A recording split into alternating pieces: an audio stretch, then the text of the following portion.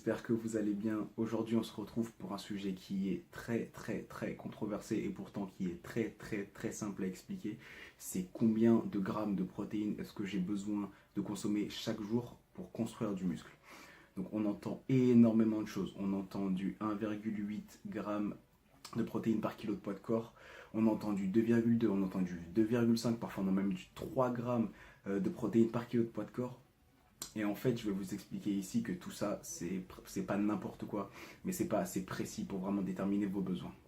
Donc une chose à savoir, c'est que lorsqu'on va faire une phase de construction musculaire, donc de prise de masse musculaire, les protéines, ça va vraiment servir à venir faire grossir les muscles, à venir nous aider à récupérer de l'entraînement et à faire grossir les muscles par le biais de la synthèse protéique. En fait, la synthèse protéique, c'est simple, c'est le muscle qui va synthétiser les acides aminés qu'on lui donne grâce aux protéines pour ensuite en faire du muscle en récupérant.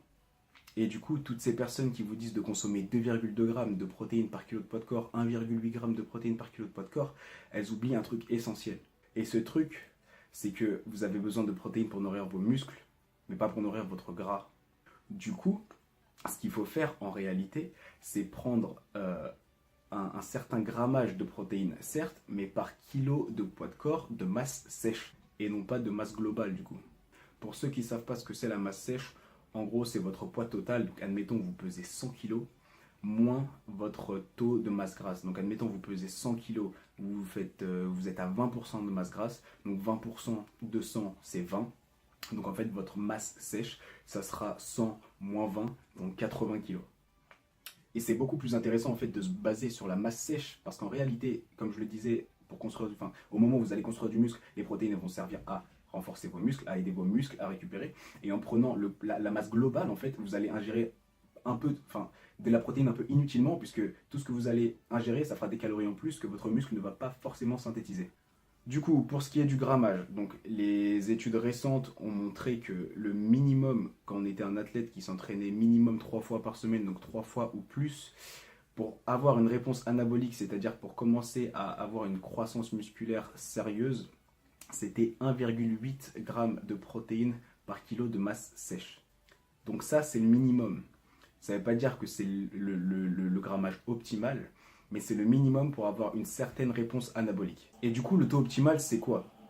Il a été démontré que le taux optimal pour avoir la meilleure réponse au niveau de l'anabolisme et de la croissance musculaire, ce serait 2,4 g de protéines par kilo de poids de corps de masse sèche. Donc en gros, il a été démontré que pour quelqu'un qui s'entraîne 3 fois par semaine ou plus, pour avoir assez d'acides aminés dans le sang, donc acides aminés pour avoir une récupération et une croissance musculaire, le mieux ce serait de manger 2,4 g de protéines par kilo de poids de corps.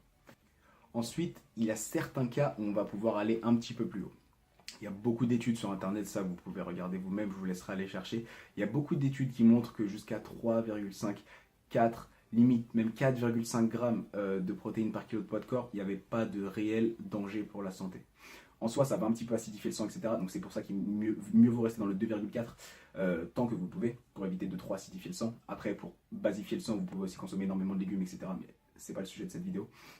Mais donc ouais, les études ont montré que vous pouvez aller assez haut en protéines sans vous mettre en danger. Mais du coup, il y a pour moi 3 catégories de personnes qui peuvent se permettre d'aller chercher un petit peu plus haut en protéines, autour des par exemple 3 grammes, 3,2, 3,5 grammes par kilo de masse sèche. Et ces personnes sont les plus de 30 ans, première catégorie, puisque à partir de 30 ans, en fait, vous synthétisez moins de protéines. Donc en fait, vu que vous synthétisez moins, pour compenser ce moins, il faut en ingérer plus. Donc en fait, plus vous allez en ingérer, plus vous allez réduire ce déficit qui se fait. La deuxième catégorie de personnes qui peuvent se permettre d'aller chercher un petit peu plus haut, ça va être les personnes qui ont vraiment une dépense calorique et une activité musculaire très intense.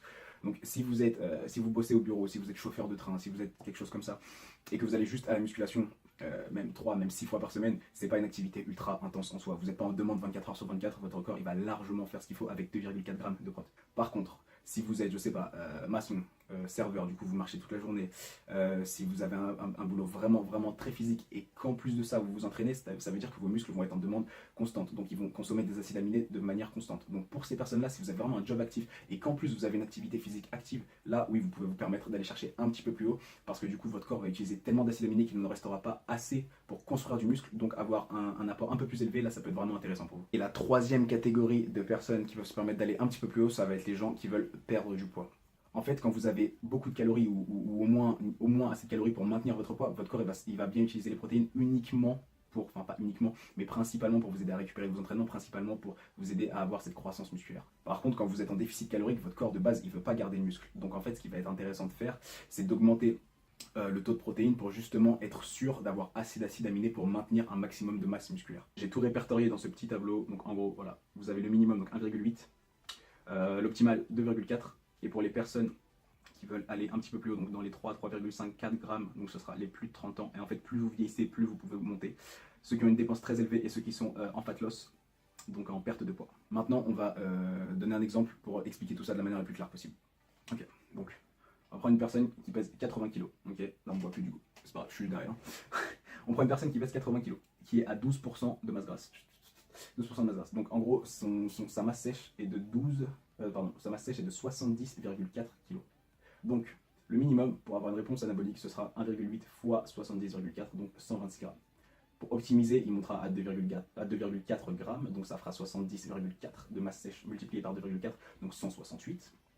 Et là, on se rend compte qu'on est en général en dessous des 2,2, c'est 2,5 qu'on vous conseille et qui sont vraiment trop hauts en fait, par rapport à la pure prise de masse musculaire. Donc là, j'ai mis un exemple à côté et je vais vous dire pourquoi en fait ici, j'aime pas prendre la masse totale plutôt que la masse sèche. Donc on va prendre une personne qui a 25 ans et qui veut perdre du poids. Donc cette personne pèse 130 kg. Donc là, on parle vraiment d'une obésité. La personne pèse 130 kg à 38% de masse grasse. Okay, donc cette personne, si on prend les recommandations classiques, on fait 130 fois 2,2 et ça nous fait un total de 286 grammes de protéines. Je ne sais pas si vous vous rendez compte, mais 286 grammes de protéines, c'est énorme. C'est-à-dire que cette personne va énormément acidifier son sang. Ça veut dire qu'elle va devoir manger des quantités astronomiques de protéines. Encore pire si elle est végane, elle va devoir manger des quantités et des quantités et des quantités incroyables de nourriture. Donc ça coûte cher et c'est pas forcément ce qu'il y a de plus sain. Maintenant, on va prendre cette même personne, on va prendre sa masse sèche. Donc on retire 38% de 130 kg et ça nous fait 80,6 kg de masse sèche. On multiplie ça par le 2,4 et on tombe sur 193 grammes de protéines. C'est quasiment 100 grammes en dessous de ce qui aurait été recommandé à cette personne. 100 grammes de prot, c'est énorme. Ça va lui coûter beaucoup moins cher pour avoir exactement les mêmes résultats, voire même de meilleurs résultats, parce qu'au lieu de manger autant de calories qui proviennent de protéines, cette personne va pouvoir manger plus de légumes, plus de fruits, etc. et avoir un meilleur apport en vitamines, en oligo-éléments, en antioxydants, etc. Voilà, c'est tout pour moi aujourd'hui. J'espère que cette vidéo vous aura été utile. Si vous avez aimé, n'hésitez pas à laisser un petit pouce bleu juste en dessous. Si vous avez des commentaires, si vous voulez poser des questions, l'espace commentaire est fait pour ça. Donc allez-y, j'essaierai de répondre à un maximum de personnes. N'hésitez pas à partager la vidéo avec vos amis, avec vos proches, avec votre famille, qui vous voulez. Et voilà, merci d'avoir regardé. À plus.